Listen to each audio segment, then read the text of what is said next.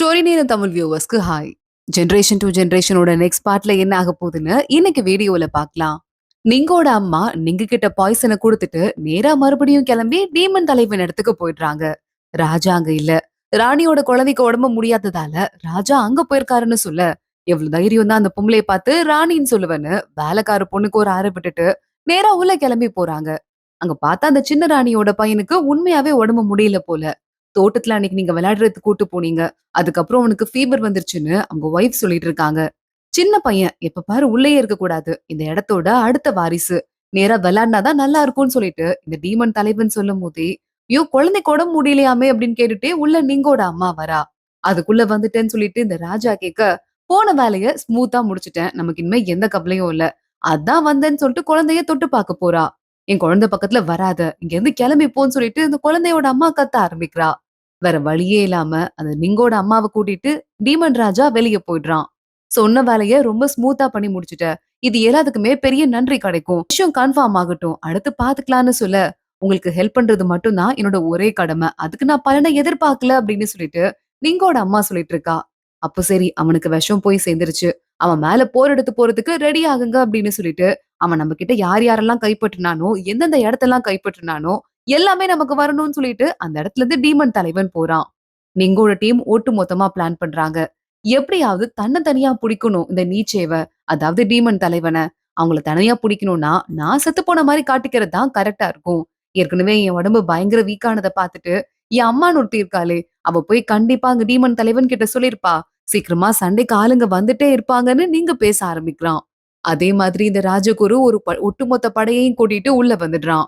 Door தொறக்குது. நிங்கோட சைடுல இருந்து பார்த்தா குவான் ஜாலியா உட்கார்ந்துட்டு இருக்கான். ராஜகுரு கேக்குறான், என்னடா உங்க தலைவன் செத்து போயிட்டானான்னு கேட்க, ஏன் அவ்வளவு டவுட் இருந்தா உள்ள வா, உள்ள வந்து பார்த்தா தெரிய போகுது அப்படின்னு நக்கலா பேச ஆரம்பிக்கிறான்.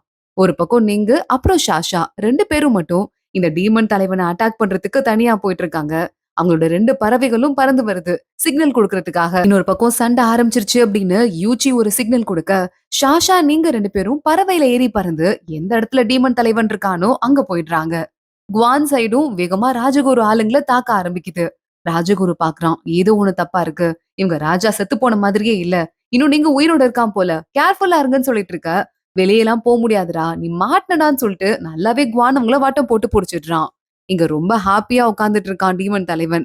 பக்கத்துல நிங்கோட அம்மா போய் உட்கார்ந்துட்டு இருக்கா. உனக்கும் எனக்கும் சீக்கிரமா கல்யாண ஏற்பாடுகளை பாக்கலான்னு டீமன் தலைவன் சொல்ல, அது போதும் எனக்கு ரொம்ப சந்தோஷமா இருக்கு. உங்க ஒய்ஃப்ங்கிற ஸ்தானத்துக்காக தானே நான் இத்தனை வருஷமா வெயிட் பண்ணேன் அப்படின்னு பேச ஆரம்பிக்கிறா. இதெல்லாம் சுத்தமா எனக்கு பிடிக்கல. அங்க அடிச்சுக்கிறது நம்ம ஆளுங்களே தான். ஒருத்தங்க அடிச்சுட்டு சாக போறாங்க. அத பார்த்துட்டு சந்தோஷப்படுறீங்க. நீங்க எல்லாம் என்ன ஜென்மமோ அப்படின்னு கேட்க ஆரம்பிக்கிறா. உடனே நீங்கோட அம்மா பக்கத்துல போயிட்டு, என்ன பண்றது? போன தலைவர் கரெக்டா இருந்திருந்தாருன்னா இந்த பிரச்சனை எல்லாம் வந்திருக்காது. எல்லாம் இப்படி ஆயிடுச்சுன்னு சொல்ல, இங்க பாருங்க, பழைய டீமன் தலைவர் பத்தி குறை சொல்லாதீங்க. என்னோட தத்து அப்பா. அவர் எல்லாத்தையும் கரெக்டா தான் பண்ணிட்டு இருந்தாரு. சில பைத்தியக்காரங்களாலதான் இந்த நிலைமை வந்துருச்சுன்னு நீங்கோட அம்மாவை கீழே தள்ளி விட்டுடுறா. என் குழந்தைக்கு உடம்பு முடியல. நான் அவனை கூட்டு போய் ரெஸ்ட் எடுக்க போறேன்னு அங்க இருந்து கிளம்பிடுறா. நீங்கோட அம்மா டீமன் தலைவர் கிட்ட போய் உட்காந்துட்டு எப்படி பேசிட்டு போறா பாத்தீங்களா? விடக்கூடாது அப்படின்னு சொல்லிட்டு இருக்கும் போதே சரியா உள்ள நம்ம நீங்க ஷாஷா நேரா கிளம்பி இங்க வந்துடுறாங்க. நீ இன்னும் சாகலையா அப்படின்னு சொல்லிட்டு டீமன் தலைவன் கடுப்பாயிட்டு இருக்கான். அதெல்லாம் சாகல, இங்க வரதுக்காக தான் சில ஏற்பாடுகள்லாம் நாங்க பண்ணோம்னு சொல்ல, நீங்க எதுக்காக நீ இந்த இடத்துக்கு வரணும்? இங்க வந்தனா உனக்கு உயிர் கிடைக்காதுன்னு சொல்லிட்டு உனக்கே தெரிஞ்சிருக்கணும்லன்னு சொல்லிட்டு டீமன் தலைவன் கேக்குறான். சண்டை போட தான் வந்திருக்கேன். சண்டை போடலாமான்னு நீங்க கேட்க, இப்பதான் சில வருஷத்துக்கு முன்னாடி உன்னை அடிச்சு குத்துயிரா ஓட விட்டேன். ஞாபகம் இல்லையா அப்படின்னு டீமன் தலைவன் கேக்குறான். 2 வருஷத்துக்கு முன்னாடி நீ கூட தான் சாப்பிட்டிருப்ப. இப்ப மறுபடியும் சாப்பிடல. இன்னும் புதுசா பசிக்குது இல்ல? அதே மாதிரிதான் எல்லாரும் மாறுவாங்க. சண்டைய போடியான்னு ஷாஷா சொல்லிட்டு இருக்கா. இங்க நீங்கக்கும் டீமன் தலைவனுக்கும் சண்டை வந்துருது. இன்னொரு பக்கம் இந்த ஹ்வாலேடி ஷோகுன துரத்திட்டே வந்துடுறா. துரோகி உன்னை விட மாட்டேன்டான்னு சொல்ல, துரோகியா? நான் எப்பவுமே நிங்க சாருக்கு மட்டும்தான் வேலை பார்த்திருக்கேன். ஸ்பையா உங்ககிட்ட வந்தேன் அவ்வளவுதானே தவிர, மத்தபடி நான் என்னைக்குமே டீமன் தலைவனுக்கு சாதகமா இருந்ததே இல்லைன்னு சொல்ல, இல்ல ஏதோ ஆபத்து. டீமன் தலைவரை பார்க்க போகணும்னு ஹ்வாலேடி கிளம்புறா. இவள போக விடக்கூடாது தடுக்கணும்னு ஷூகுன் நினைக்கிறதுக்குள்ளேயே அந்த இடத்துக்கு நம்ம யூச்சி வந்துடுறான். அந்த லேடி முகத்துல மயக்க மருந்து போட்டு அவள மயக்க வச்சிடுறான்.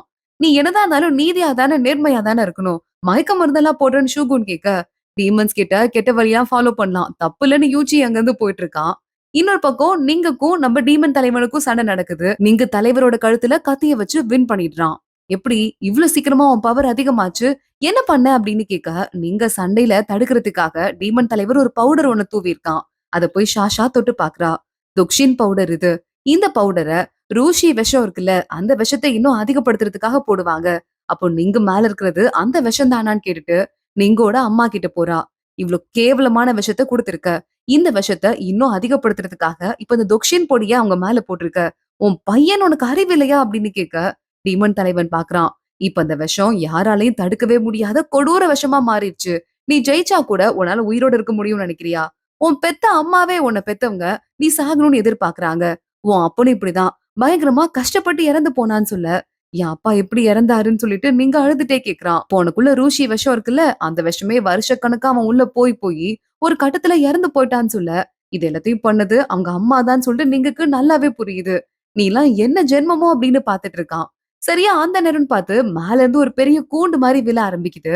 இந்த டீமன் தலைவரை விட்டுட்டு வேகமா வெளிய ஓடி போயிடுறா நம்ம நிங்கோட அம்மா. நிங்கும் ஷாஷாவும் மட்டும் இந்த கூண்டுக்குள்ள மாட்டிக்கிறாங்க. உங்க 2 பேருக்கும் இதான் கதி. அப்படியே இங்கே கடங்க. இந்த எறும்பு வருது பாருங்க. எல்லாத்தையும் அரிச்சு முடிச்சிரும். இந்த எறும்பு உங்களையும் அடிச்சு உங்களோட எறும்பு கூடு கூட இல்லாம பண்ண போகுதுன்னு சொல்லிட்டு ஒரு எறும்பு கூட்டத்த ஓபன் பண்ணி விட்டுடுறான். ஷாஷாவும் நிங்கும் முடிஞ்ச அளவுக்கு அந்த எறும்பெல்லாம் துரத்திட்டு இருக்காங்க. அந்த சாக்கா வச்சுட்டு அங்க இருந்து டீமன் தலைவர் ஓடி போயிடுறான். நிங்க பாத்துட்டு இருக்கான். இந்த ஆள் மட்டும் இல்ல. வேற யாரோ இருக்காங்க. இந்த மெக்கானிசமா பண்ணது முன்னாள் தலைவன் இருக்கான்ல, அவன்கிட்ட 4 ஸ்டூடண்ட்ஸ் இருந்தாங்க. அதுல 4வது ஸ்டூடண்ட் நடக்க முடியாம ஒருத்தன் இருந்தான்ல, அவன் தான் அப்படின்னு சொல்லிட்டு நீங்க சொல்றான். சீனியர்ன்னு சொல்லிட்டு கூட இந்த ஆள் பேசிட்டே இருந்தான்ல. இப்போ அந்த ஆள் வெளிய வரான். இவன் தான் அந்த 4வது ஸ்டூடெண்டாம். வீல் சேர்ல உட்கார்ந்துட்டு வெளிய வந்துட்டு இருக்கான். நீங்க பாத்துட்டு இருக்கான். ஒழுங்கா என்ன ஓபன் பண்ணி விடுயா அப்படின்னு கூப்பிட, இங்க பாருப்பா, நீ எல்லாம் எப்பயோ செத்துருக்க வேண்டிய ஆளு. இன்னும் சாகாம இருந்து என்ன டென்ஷன் பண்ணிட்டு இருக்க? கிளம்பி போ. இல்லன்னா நீ இப்பதான் சாக போறியே அவ்வளவுதான். ஒட்டுமொத்த உலகத்துல இருந்தும் உன் தூசி கூட மிஞ்ச போறதில்ல. உனக்கு விடுதலைன்னு சொல்ல ஆரம்பிக்கிறான். ஷாஷா பாக்குறா. என் அத்தை கிட்டயே தோத்து போயிட்டு என் அத்தை தான் உன் 2 காலையும் இல்லாம பண்ணாங்க. வாய்க்கு ஒண்ணும் குறைச்சல் இல்லைன்னு சொல்ல, பிங்ஷுவோட நீசா நீ. நான் உன்னை விடவே மாட்டேன். நல்ல வேலை. இப்போ உன்னை கொல்றதால அவளையும் சேர்த்து இப்பவே பழி வாங்கிடலான்ட்டு பல்ல காட்ட ஆரம்பிக்கிறான். நீ என்ன கொன்னு கிழிச்ச அப்படின்னு சொல்லும் போதே இன்னும் மறுபடியும் நிறைய எறும்பா அந்த ஆளு வர வச்சுட்டே இருக்கான். ஷாஷாவும் நீங்கும் இந்த எறும்பெல்லாம் தள்ளி விட்டுட்டே இருக்காங்க. கரெக்டா யூச்சி வந்துடுறான். ஜூனியர்னு கத்திட்டே உள்ள வரும்போது, யாரோ அப்படின்னு சொல்லிட்டு அந்த ஆள் திரும்பி பாக்குறதுக்குள்ள, அந்த வீல் சேர்ல உட்கார்ந்திருக்கவன் மேல நெத்தியிலேயே ஆணி அடிச்சு நீங்க அங்கேயே போட்டு தள்ளிடுறான். ஆனா சாகறதுக்கு முன்னாடி ஒரு ஸ்ட்ரிங்க இழுத்துட்டு அந்த ஆள் இறந்து போயிடுறான். இவங்க நீங்கக்கும் ஷாஷாவும் நின்னுட்டு இருக்காங்கல்ல, அந்த இடத்துல பூமி பொளந்து 2 பேரும் உள்ள போயிடுறாங்க. இவங்க மத்தவங்களால அந்த கூண்ட உடைக்கவே முடியல. ஷாஷாவும் நீங்க ஒரு பாதாளத்துல இருக்காங்க. என்ன இடம்டா இதுன்னு பார்த்தா, மூக்கப்பிலோட இடம் அப்படின்னு சொல்லிட்டு அங்க ஒரு கல்லறை மாதிரி இருக்கு. யாரு வந்திருப்பாவா இருக்கும்? மூக்கப்பல் யாருன்னு சொல்லிட்டு ஷாஷாவும் நீங்க அங்க இருக்க கேண்டில் எல்லாம் ஏத்தி சாமி எல்லாம் கும்பிட்டுக்கிறாங்க. எப்படியும் நம்ம மூச்சிங்னா நீங்க இருக்கான்ல, அவனோட ஃபேமிலியோட தான் சொந்தக்காரங்க தான். ஏதோ முன்னோர்கள் தான் அப்படின்னு சொல்லிட்டு. இன்னொரு பக்கம் குவான் உள்ள வரான். எப்புட்றா அந்த கூண்ட உடைச்சு ஓபன் பண்றது? நீங்கும் ஷாஷாவும் உள்ள போயிட்டாங்கன்னு சொல்ல, நான் போய் யான் சார கூட்டிட்டு வரேன். அவருக்கு மட்டும் தான் தெரியும்னு பெரியவர கூப்பிடுறதுக்கு அவன் கிளம்பி போயிட்டு இருக்கான். ஷாஷாவும் நீங்கும் அடுத்தடுத்து உள்ள போயிட்டே இருக்காங்க. என்ன இடம் இது? போக போக வந்துட்டே இருக்கு. ரொம்ப அழகான ஒரு இடமா நல்ல கட்டமைக்கப்பட்டிருக்கு. Treasure ஹண்டிங்காக use பண்ணிருப்பாங்களோ? போனா போது நான் இங்கேயே உட்கார்ந்துடுறேன். இதுக்கும் மேல என்னால முடியாதுன்னு ஷாஷா அங்க உட்கார்ந்துடுறா. நிங்கு பாத்துட்டு இருக்கான். உயிர் மேல மேடம்க்கு அவ்ளோ பயமான்னு கேட்க, சாகதான் போறோம் இல்லன்னு சொல்லல. இருந்தாலும் லைட்டா ஒரு பயம் இருக்கும் தானே அப்படின்னு கேட்டுட்டு, ஏன் உனக்கு பயம் இல்லையான்னு கேக்குறா. நிங்க பாக்குறான். எப்பவுமே நான் எப்படியாவது டீமன் தலைவனை கொன்னுட்டு அவன் கூடயே செத்துட்டாலும் பரவாயில்லன்னு தான் நினைச்சிட்டு இருந்தேன். ஆனா அதெல்லாம் உன்னை பாக்குறதுக்கு முன்னாடி, இப்போ நீ இந்த உலகத்துல இருக்கல்ல, சோ எனக்கு சாவ நினைச்சு பயமா இருக்குன்னு சொல்லிட்டு இருக்கான். சொல்லிட்டு நம்ம ஷாஷாக்கு கிஸ் பண்ற மாதிரி பக்கத்துல வந்துட்டு இருக்கான். ஷாஷா திடீர்னு ஆப்போசிட்ல எதையோ பாத்துடுறா. இங்க பாருன்னு சொல்லிட்டு பாதியிலே எஞ்சி போயிடுறா. இங்க என்னோட குடும்பத்தை சேர்ந்த முன்னோர்கள் யாரோ வந்திருக்காங்க. இது அவங்க கொடுத்திருக்க சிக்னல். இந்த சிக்னல் எனக்கு ஃபாலோ பண்ண தெரியும். இப்ப என் கூட வா. நான் உன்னை கூட்டு போறேன் பாருன்னு சொல்லிட்டு நேரா கூட்டு போயிட்டு இருக்கா. இங்க அதுக்குள்ள யான் பெரியவர் வந்துடுறாரு. எத்தனை நாளா என்ன இந்த டீமன் ராஜா இந்த இடத்துக்குலாம் வராம விட்டு வச்சிருந்தான். அப்படியே இருக்குன்னு சொல்லிட்டு மெய் மறந்து சிலுத்து போயிட்டு இருக்காரு. கூட்டு போறதுக்கு வழிய சொல்லியான்னு சொல்லிட்டு யூச்சியே கொஞ்சமா கடுப்பாயிடுறான். பார்த்தா ஷாஷாவும் நீங்கும் ஒரு வழிய ஃபாலோ பண்ணிட்டு ஒரு அழகான கார்டனுக்கு வந்துடுறாங்க. இந்த குகைக்குள்ள வந்தா இவ்ளோ அழகான கார்டனா? இங்க என்ன இருக்குன்னு சொல்லிட்டு நம்ம நீங்கும் யோசிக்க ஆரம்பிக்கிறான். அங்க ஒரு ஸ்டோரி மாதிரி போட்டிருக்கு. இங்க மூச்சீலி அப்படின்னு நம்ம நீங்க இருக்கான்ல, அவனோட முன்னோர் யாரோ வாழ்ந்திருப்பாங்க போல. அவங்க யாருங்கிற கதையை அவர் கல்வெட்டுல பொறிச்சிருக்காரு. நாங்க எல்லாம் சந்தோஷமா தான் வாழ்ந்துட்டு இருந்தோம். என் அப்பா ரொம்ப ஹாப்பியா தான் இருந்துட்டு இருந்தாரு. அப்பதான் டீமன்ஸ்ங்க உலகத்துல இறக்கப்பட்டாங்க. வேற வழியே இல்லாம அவங்க கிட்ட சண்டை போட்டோம். சண்டை போடும்போது எங்க அப்பா தான் பெய்ஜிங் அந்த 6 இனம் இருக்குல்ல, அந்த இனத்தை ஆரம்பிச்சாரு. அப்புறம் எனக்கும் எங்க அப்பாவுக்கும் இருக்கிற சண்டையில நான் அவர்கிட்ட இருந்து பிரிஞ்சு வந்து இத லீ இனத்தை ஆரம்பிச்சேன் அப்படின்னு அதுல எழுதியிருக்கு. ஷாஷா பாக்குறா. என்னது எங்களோட 6 இனத்துக்கும் உங்களோட லீ இனத்துக்கும் பெரிய வித்தியாசம் இல்லையா? உங்க லீ இனத்தோட தலைவர் இருக்கார்ல, அவரோட அப்பாவும் எங்க இனத்தோட தலைவரோட அப்பாவும் ஒரே ஆளான்னு சொல்லிட்டு ஷாஷா கேட்டுட்டு இருக்கா. நான் தான் சொன்னேன்ல, டீமன்ஸ் உங்களுக்கும் பெரிய வித்தியாசம் இல்ல. நல்லது கெட்டது எங்க தான் இல்லன்னு சொல்லிட்டு நீங்க கேட்டுட்டு இருக்கான். ஷாஷா உள்ள வந்து எட்டி பாக்குறா. ஒரு கல்யாணம் புது கல்யாணம் பண்ணவங்க ரூம் மாரி இருக்கு. இது என்ன வெட்டிங் பண்ணுவாங்கல்ல, அந்த ரூம் மாரி இருக்கு. இங்க யாருக்கு சீக்ரெட்டா கல்யாணம் நடந்திருக்கும்? ஏன் உங்க பிரிவுல சீக்ரெட்டா தான் கல்யாணம் பண்ணுவீங்களான்னு ஷாஷா கேக்குறா. நீங்க பாக்குறான். நீ கவலைப்படாத ஷாஷா. நான் கல்யாணம் பண்ணும்போது ஊருக்கே அனௌன்ஸ் பண்ணி தான் பண்ணுவேன்னு சொல்லிட்டு இருக்கான். இவன் ஒரு பைத்தியக்காரன் ஷாஷா அந்த பக்கம் போயிடுறா. ஷீயுன்னு போட்டிருக்கு. ஷீயுன்னா என் குடும்பத்தை சேர்ந்த சொந்தக்காரங்க இருந்தாங்க. எங்க முன்னோர். எங்க பிரிவோட 2வது தலைவி. அவங்களோட வாளாச்சே இது. அவங்க எப்படி இங்க வந்தாங்க? அவங்கள பத்தி நான் கேள்விப்பட்டிருக்கேன். ஏதோ ஒரு கெட்டவன் கிட்ட மாட்டிட்டு அவனாலேயே மலை உச்சியில இருந்து இறந்து போயிட்டாங்கன்னு சொல்லிட்டு. ஆனா அவங்க வாள் இங்க எப்படி வந்ததுன்னு சொல்லிட்டு கேட்டுட்டு இருக்கா. சங்கிலி வேற இருக்கு.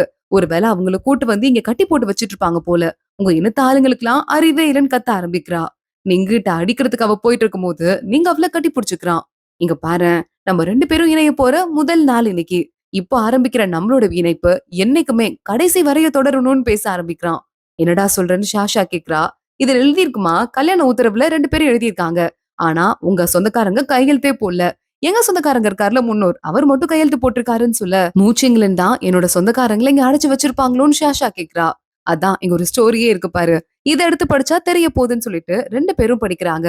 ஒரு தடவை இந்த 2 இனத்துக்கும் சண்டை வரும்போது, ஷாஷாவோட முன்னோரும் நம்ம நிங்கோட முன்னோருக்கும் சண்டை வந்திருக்கு. ரொம்ப ஒரு வீக்கா இருக்காரு. வீக்கா இருக்கிறவங்களை கொல்றது என் பரம்பரையிலேயே இல்லைன்னு சொல்லிட்டு ஷாஷாவோட அங்க சொந்தக்காரங்க இருக்காங்கல்ல, கொல்லாம போயிருக்காங்க. கரெக்டா அவங்கள காப்பாத்தவும் செஞ்சிருக்காங்க. 2 பேரும் சரியாயிட்டு உடம்பெல்லாம் தேத்திட்டு மறுபடியும் சண்டை போடுறதுன்னு தான் முடிவு பண்ணிருக்காங்க. ஒரே குகையிலேயே ஸ்டே பண்றாங்க. ரொம்ப நாளா ஒண்ணா இருக்கவும் 2 பேத்துக்குள்ள அவங்களையே அறியாம காதல் வந்துருச்சு. சமைச்சு குடுக்கறது அப்படின்னு அவர் ரொம்ப நல்லா பாத்துக்க ஆரம்பிச்சிருக்காரு நம்ம ஷாஷாவோட முன்னோரையும். அப்புறம் ஒரு கட்டத்துல அவர் வழியில துடிக்க ஆரம்பிக்க ஷாஷாவோட முன்னோர் தான் போய் காப்பாத்துறாங்க. என்னை விட்டு போயிடாதன்னு சொல்லிட்டு அவர் அழுதுட்டு இருந்திருக்காரு. ஒரு தடவை அவங்க வெளியே வந்து மறுபடியும் சண்டைய பிராக்டிஸ் பண்ணும்போது ஷாஷாவோட ஃபேமிலி ஆளுங்கெல்லாம் அங்க வந்திருக்காங்க. உடனே இந்த டீமன் ஆளு உள்ள போய் ஒளிஞ்சுக்கிறாரு. இங்கேருந்து போலான்னு சொல்லிட்டு ஷாஷாவோட சொந்தக்காரங்களும் அங்க இருந்து கிளம்பிடுறாங்க. ஆனா அதுக்கப்புறமா அவங்களுக்கும் பெரிய மனசே இல்லதான். அதே மாதிரி இந்த லீ பிரிவு டீமன் ஆள் இருக்கார்ல அவரும் வருத்தப்பட்டிருக்காரு. கொஞ்ச நாளைக்கு அப்புறம் இந்த டீமன் ஆளால தாங்கிக்க முடியாம அந்த மூச்சிங்லன் இருக்கார்ல அந்த பொண்ணை மறுபடியும் கடத்தி கூட்டு வந்து ரூம்ல வச்சிருந்திருக்காரு. நம்ம 2 பேரும் கல்யாணம் பண்ணிக்கலாம். உன்னை விட்டுட்டு என்னால இருக்க முடியாது அப்படின்னு.